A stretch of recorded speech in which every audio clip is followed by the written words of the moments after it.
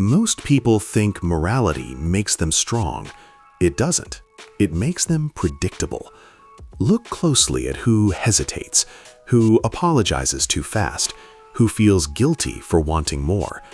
That's not virtue. That's conditioning. Somewhere along the way, you were taught that power is dangerous, that wanting control is wrong, that ambition needs permission, and you believed it. But here's the uncomfortable truth. The people who shape the world don't live by the same moral rules they teach you. They never did. They move freely while others restrain themselves. They act while others explain. They rise while others stay good. Friedrich Nietzsche saw this coming long before social media, before modern politics, before you were even born. And once you see what he saw, you can't unsee it. Most human behavior isn't driven by logic. It's driven by fear of judgment. From a young age, people learn a simple rule: fit in or pay the price. So they adjust, they soften their instincts, they hide their hunger. Over time, this creates something dangerous, a moral system built not on strength, but on comfort. Nietzsche called this herd morality, not because people are stupid, but because they're trained to survive by blending in. Think about it. The traits praised the most are usually passive ones. Be humble, be patient, don't offend, don't stand out too much. Sounds noble until you notice who benefits.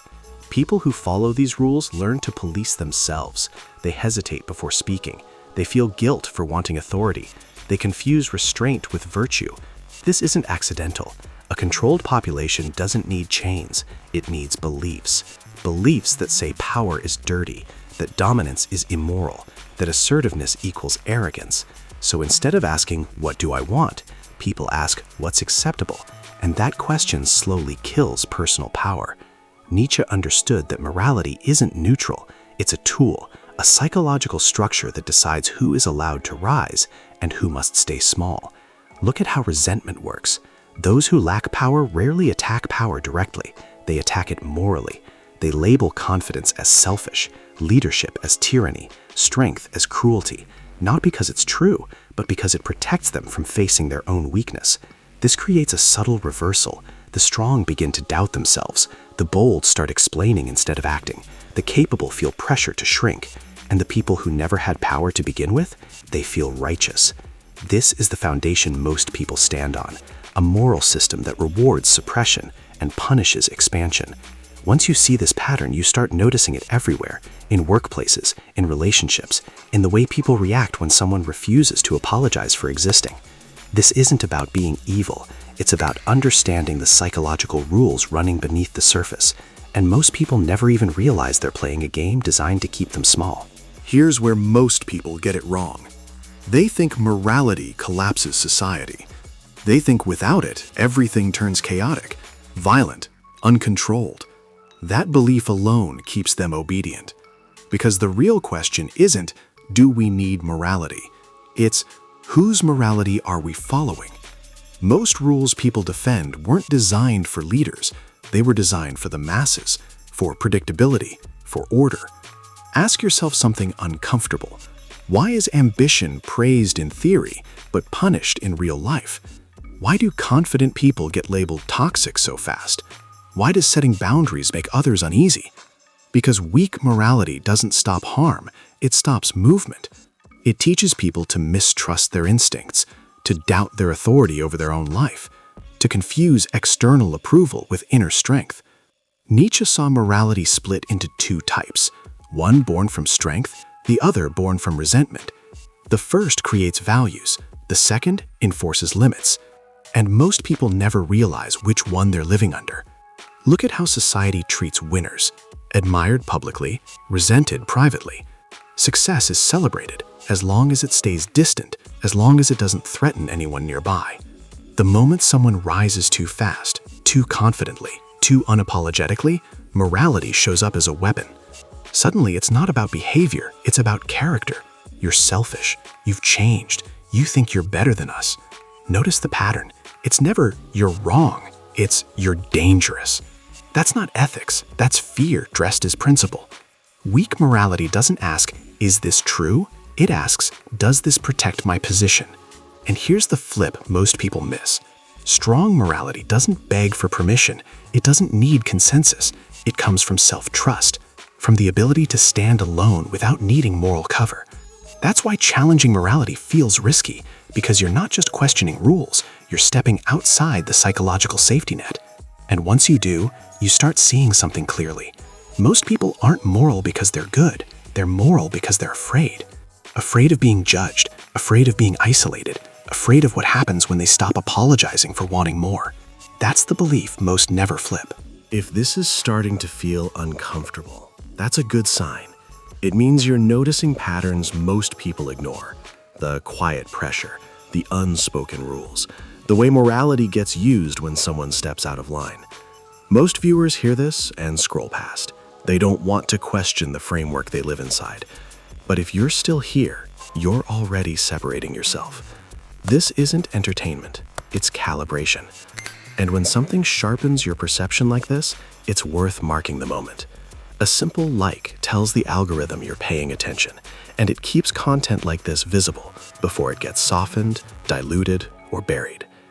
Now let's take this out of theory, because once you understand the rules, the real question becomes how power actually shows up in real life.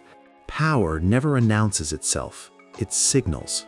You don't see it in loud voices or aggressive moves. You see it in who sets the frame, who decides what's normal, who doesn't explain themselves. In real life, dominance is behavioral, not emotional, not verbal. Watch how influential people move. They pause before responding. They don't rush to justify. They let silence do the work. Most people mistake this for confidence. It's deeper than that. It's comfort with consequence. Someone with power doesn't need to be liked. They need to be respected. And respect comes from consistency, not approval. Look at everyday situations, at work, in relationships, in social circles. The person with leverage isn't the nicest. It's the one who can walk away. Weak morality trains people to over-explain, to soften their boundaries, to negotiate their own limits. Strong players don't do that. They state, they pause, they move on. Notice how often manipulation hides behind good intentions, guilt, obligation, moral pressure. If you cared, you would. If you were a good person, you'd understand. That's not empathy, that's control. And it works best on people who see power as something shameful. Here's the part most don't notice. The moment you stop reacting emotionally, the dynamic shifts. When you don't rush to defend your choices, others start adjusting their behavior around you, not because you threaten them, but because uncertainty is uncomfortable. People test boundaries to see where they stand. When they get no emotional reward, they recalibrate. This is why dominant individuals appear cold. They're not cold, they're regulated. They don't borrow their self-worth from moral approval. They don't collapse under guilt-based pressure, and that creates gravity. The danger of ignoring these dynamics is simple. You become easy to move, easy to guilt, easy to manage. Not because you're weak, but because you were trained to confuse morality with self-erasure. Power doesn't need cruelty, it needs clarity. And clarity makes people uncomfortable, especially those who benefit from your hesitation. Here's the layer most people never reach. Power isn't just about behavior, it's about perception. Authority lives in the minds of others long before it shows up in action. People don't respond to what you say, they respond to what they think you are capable of. That's why intelligence often hides in restraint. The smartest person in the room rarely speaks the most. They watch, they gather data, they let others reveal themselves. Weak morality pressures people to perform goodness, to signal virtue, to constantly prove they mean well. But real authority doesn't perform, it assumes. Notice how leaders make decisions. They don't crowdsource their instincts. They don't ask for emotional validation before acting. They move first, then let reality adjust. This creates a psychological shortcut in others' minds. If someone acts without seeking approval, the assumption is they must know something. That assumption alone creates influence.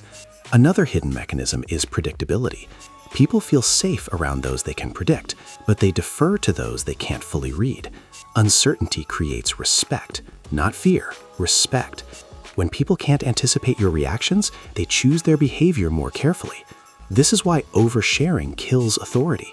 Every explanation reduces mystery. Every justification weakens the frame. Nietzsche understood that perception shapes power more than truth. People don't follow the most moral individual. They follow the one who appears internally aligned. Someone who doesn't fracture under pressure, who doesn't change values to stay accepted, who doesn't moralize their own hesitation. Here's the uncomfortable insight. Most people lose power long before they lose resources. They lose it the moment others sense inner conflict.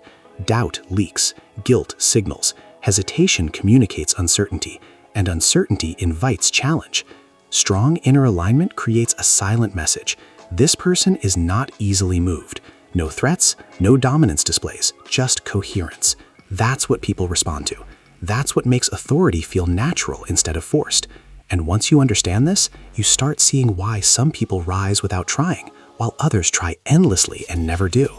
This is where things get dangerous. Because once you understand these dynamics, it's tempting to use them without restraint. And that's the line most people don't see until it's too late. Power amplifies what's already there. If your foundation is unstable, control turns into manipulation fast. Weak morality isn't the only trap. Total rejection of morality is another. People who abandon all limits don't become powerful. They become reckless. They start mistaking detachment for superiority, silence for wisdom, control for clarity, and others notice. Here's the hidden risk. When people feel used, they don't confront you directly. They adapt quietly. They withhold information. They stop cooperating. They wait. Power lost this way doesn't collapse loudly. It erodes. Another danger is self-deception, convincing yourself that every impulse is justified because you've outgrown morality. That's not evolution. That's blindness. Nietzsche warned about this too. Strength without self-awareness turns inward. It isolates. It corrodes judgment. There's also the social cost. When you detach too far, you lose feedback. You stop sensing when a line is crossed, when trust breaks, when influence turns brittle. At that point, authority exists only in your head. And the most dangerous place to be is feeling powerful while everyone else is quietly disengaging. Here's the part most never consider. True power isn't about domination. It's about optionality. The ability to act or not act, to engage or walk away, without being pulled by ego, resentment, or impulse. That requires restraint, not the kind forced by guilt, the kind chosen by awareness. Ignore this and power becomes a liability. Use it wisely and it becomes quiet, durable, and rare. Most people never learn this difference. Here's the final truth most people never sit with. Power doesn't come from rejecting morality, and it doesn't come from obeying it either. It comes from choosing your values consciously. The moment you stop letting guilt decide your limits, you start acting with intention instead of hesitation. You speak less, you move cleaner. You stop asking for permission to exist at full capacity. That's what Nietzsche was pointing toward. Not chaos, not cruelty, but self-authored strength. A morality that grows out of inner alignment, not fear of judgment. Most people will never do this work. They'll stay inside borrowed rules, calling it virtue, calling it safety. And that's fine. But if this video sharpened something in you, if it made you question where your restraint really comes from, then you're already ahead of the curve. This channel exists for people who notice what others avoid, who think quietly, who move deliberately. If that sounds like you, subscribe. Not for motivation, not for hype, but to stay aware in a world that rewards blindness. Because once you see how power actually works, you don't need to dominate anyone. You just stop being controllable. And that's a position very few ever reach.